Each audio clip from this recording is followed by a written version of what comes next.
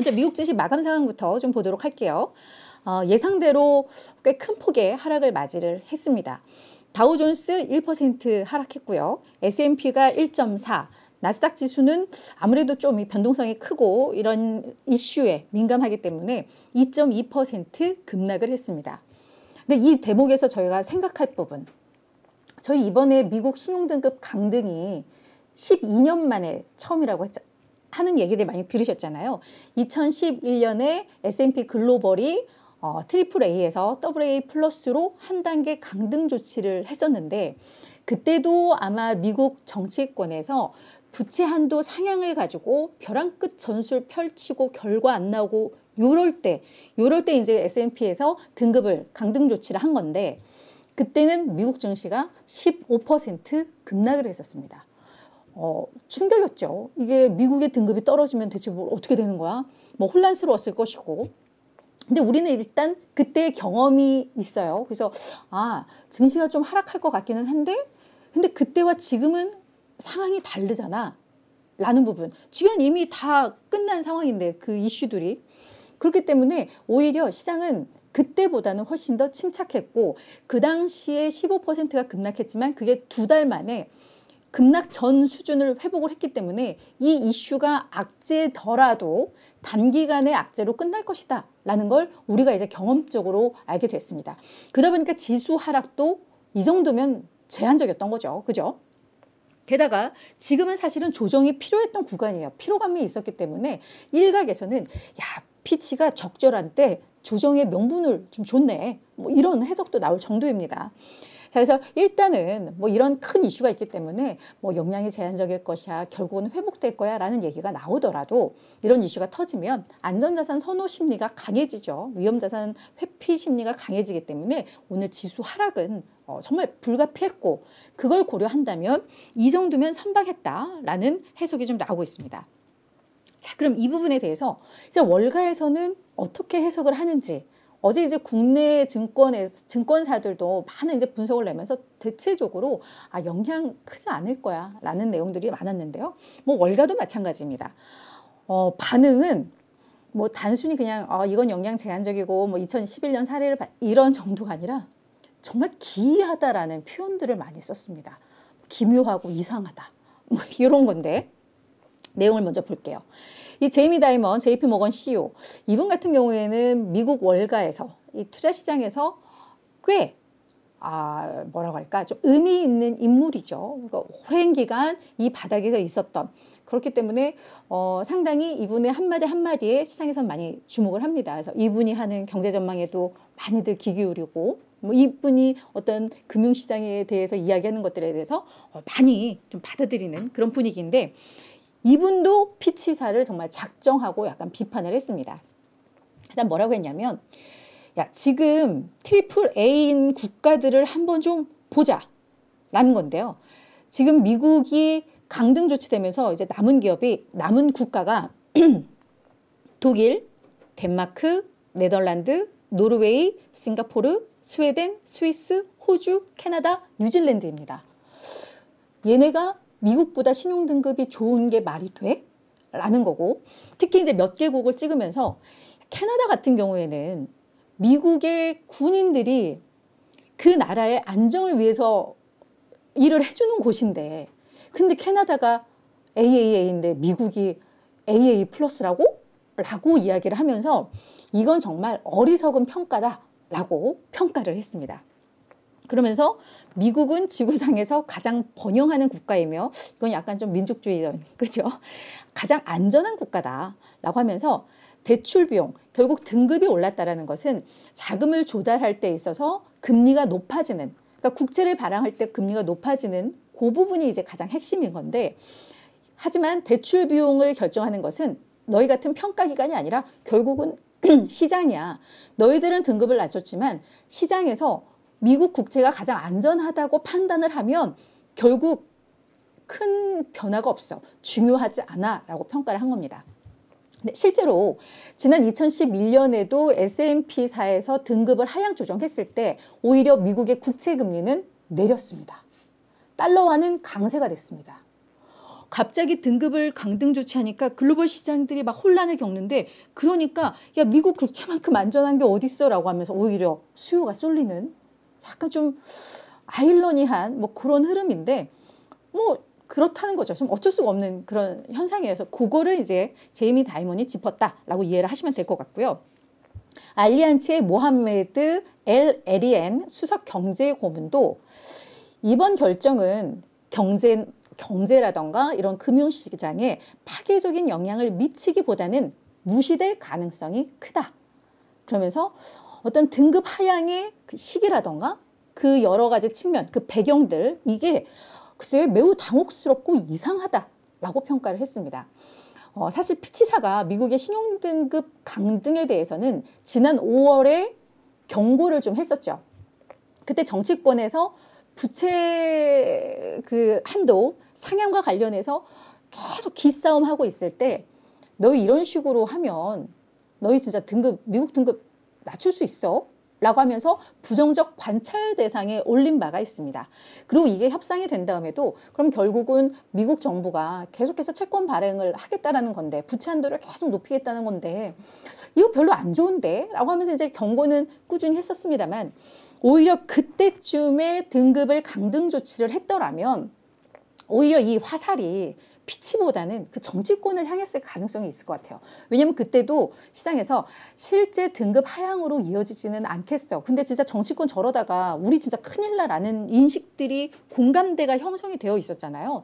그러니까 오히려 그때 강등을 했더라면 이렇게 이상하지는 않았을 텐데, 이게 다 해결되고 지금 뭐 골디락스 기대감 높아지고 있고 뭐 이런 상황에서 갑자기 생뚱맞게 등급을 좀 강등 조치하다 보니까 그 시기나 여러 측면에서 정말 너무 당혹스럽고 이상하다라고 이야기가 나오는 겁니다. 그러니까 저희도 처음에 딱 등급 하향 조정 얘기 나왔을 때 왜? 이랬었잖아요. 그죠? 자, UBS 글로벌 웰스 매니지먼트의 솔리타 마르첼리 미국 최고 투자 책임자도 뭐라고 했냐면, 나는 미국의 국채가 강등 조치가 됐지만, 미국의 등급이 강등 조치했지만 미국 국채 등 가장 이 우량한 채권을 사라고 투자자들에게 계속 권고하고 있다. 그러니까 무시하고 있다는 거예요. 본인도. 그러면서 2021년의 경험, S&P가 강등했을 때 그 경험과 현재 경제 상황의 기초에 봤을 때 수익률 하락, 그러니까 국채 금리가 오히려 내려간다라는 거죠. 안전자산으로서 부각되면서. 그게 예상되기 때문에 여전히 우리는 미국 국채를 가장 선호한다. 그러니까 그냥 다 개무시하는 거예요. 피치사의 등급 강등을. 그런데 일부분은 그런 것도 있는 것 같아요. 그래서 우리가 계속 정치권이 이렇게 진짜 벼랑 끝 전술하고 이게 이제 약간 반복적으로 되다 보니까 그거에 대한 이제 일종의 경고로도 좀 받아들이고 좀 정신 차려야 돼라는 해석들도 좀 나오고 있습니다. 이게 이제 전반적으로 다 이렇게 비판의 소리가 나오니까 피치사에서도 관련해서 어느 정도 뭐 해명이라고 해야 되나요? 뭐 이런 부분들을 하고 있는데, 지금 미국에 있어서 경기 침체를 뭐 어떻게 잘 피해가고 있다. 이게 자기가 봤을 때는 중요한 게 아니다. 라고 이야기를 하고 있습니다. 일단 정치권에서 맨날 이 벼랑 끝 전술을 펴면서 거버넌스에 대한 신뢰가 이미 좀 훼손이 되고 있고, 게다가 얘네 지금 미국 정부의 부채가 다소 좀 심각하다. 그래서 앞으로 어떻게 진행될지에 대한 우려를 사실 우리는 표명을 한 거다라고 이야기를 하면서, GDP 대비 미국의 부채 비율이 2007년 정도만 하더라도 60% 미만이었는데 이게 현재 약 113%에 달하고요. 미국이 지금 계속해서 국채 찍어내고 있잖아요. 그렇게 되면 2025년에는 이게 118%까지도 높아질 수 있다라고 하는 겁니다. 그래서 재정 악화와 채무 부담 확대 고려하면 우리는 등급 낮출만 했다고 생각한다. 라고 이 부분에 대해서는 계속 이야기를 하고 있습니다.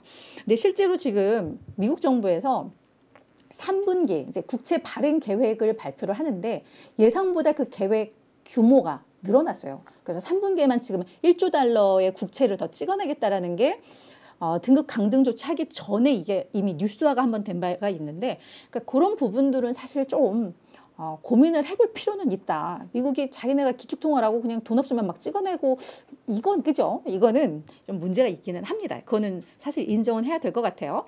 그래서 이제 중요한 건 실제 이제 신용등급이 강등 조치됐으니까 그러면 미국의 국채금리는 어떻게 되었느냐, 지금 달러화는 어떻게 됐느냐, 이걸 좀 볼 필요가 있을 것 같은데요. 국채금리, 10년물 국채금리는 소폭 오르기는 했습니다. 그렇다고 이게 단순히 지금 등급 때문만은 아닐 수도 있다는 게 앞서 말씀드렸듯이 지금 미국 정부가 계속해서 채권을 너무 많이 찍어내겠다라고 이미 하루 이틀 전에 이거를 발표를 했기 때문에 그 영향과 같이 좀 맞물렸다라고 보시면 될 것 같고요. 달러 인덱스는 상승했습니다. 오히려 달러 가치는 더 높아졌거든요. 그러니까 그런 면에 있어서 피치사의 등급 강등에 대한 영향은 확실히 좀 제한적이었다라고 저희가 정리를 해볼 수 있을 것 같습니다.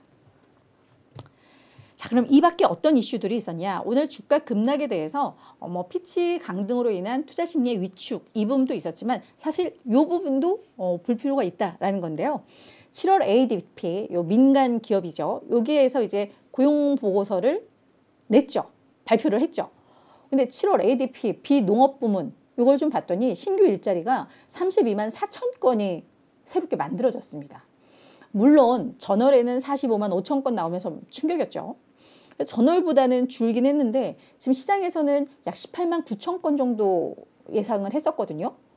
그러니까 일자리가 너무 많아 라는 거, 노동시장이 여전히 너무 뜨거워 라는 것 때문에, 그러니까 약간 예상치보다 그냥 조금 더 나오거나 이러면 괜찮은데 너무 많이 나오긴 했습니다. 근데 사실 지난달에도 그랬지만 요 ADP 비농업 부문 요 수치는 신뢰도가 조금 떨어져요. 변동성도 너무 크고 이렇게 나왔다고 해서 실제 미국 정부가 발표하는 고용 보고서가 이게 이 추세가 같으냐, 그것도 아니거든요. 그래서 그냥 약간 참고 지표, 고용 보고서 보기 전 참고 지표이긴 한데 이게 좀 많이 높게 나오면서 가뜩이나 이제 피치 때문에 약간 심리가 아슬아슬한데 그냥 좀 덧붙여졌다, 이렇게 이해를 해보시면 될 것 같습니다. 자, 그리고 미국의 대표적인 월가의 대표적인 비관론자, 쪽집게, 월가 쪽집게, 네, 마이클 윌슨이 이분 나 정말 옛날에는 되게 이 사람 되게 시장 잘 본다라고 하고 멘트 나오면은 막 되게 주목해서 봤었는데요. 저는 요즘은 이제 점점 신뢰도가 좀 떨어지고 있는 상황인데, 이 사람은 지금 아직도 S&P 500 연말 지수 한 3,900 제시하고 있잖아요. 우리가 시장의 강세를 너무 저평가했다, 약간 그러면서 고개를 숙이고 이런 조치는 하면서도 지수를 상향 조정하지는 않아요. 약간 똥꼬집처럼 그렇긴 한데, 이 사람은 그러니까 지수는 3,900으로 간다라고, 이거는 자존심인지 뭔지 못 바꾸면서 이제 멘트는 자꾸 이제 약간 강세론자적인 멘트들을 좀 자꾸 날리면서 이걸 이렇게 상쇄하는, 약간 이거 뭐라고 해야 되나, 이거 양다리 걸치기라고 해야 되나, 약간 요즘 그런 입장을 좀 펼치는데요. 올해 증시 랠리가 지속될 수도 있겠다. 인플레도 완화되고 있고 그것 때문에 긴축 완화도 되고 있기 때문에 새로운 상승 추세에 접어든 게 아닌가라는 생각도 좀 하게 된다.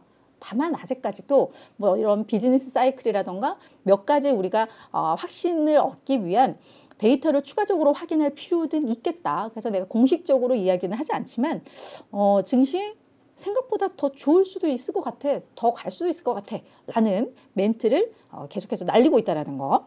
네, 비관론자의 백기토항이에요, 이것도 사실은. 근데 언제, 이 모건 스탠리가 정말 언제 S&P 500의 전망치를 높이는지, 그것도 저희가 좀 재밌게 지켜볼 하나의 관전 포인트가 될 것 같기는 합니다. 자, 이제 마지막 뉴스는요, 폭스콘입니다.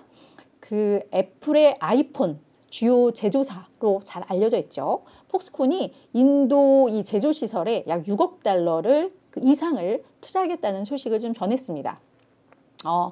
한 3억 6천만 달러 정도는 휴대폰 제조 쪽, 그리고 2억 4천만 달러는 반도체 장비 제조 쪽, 이렇게 이제 투자를 하겠다라는 건데, 이 부분에 대해서는 폭스콘이 이제 예전에는 다 중국의 제조 시설이 있었는데 이걸 인도까지 확장을 해서 어떤 지역의 다변화, 그리고 휴대폰뿐만 아니라 이런 반도체 쪽도 하고자 하는 어떤 제품의 다각화, 이런 것들을 얘들이 좀 전술을 펴고 있다, 이런 해석이 나오고 있는데요. 이건 그냥 저희가 참고로만 알고 넘어가면 좋을 것 같습니다.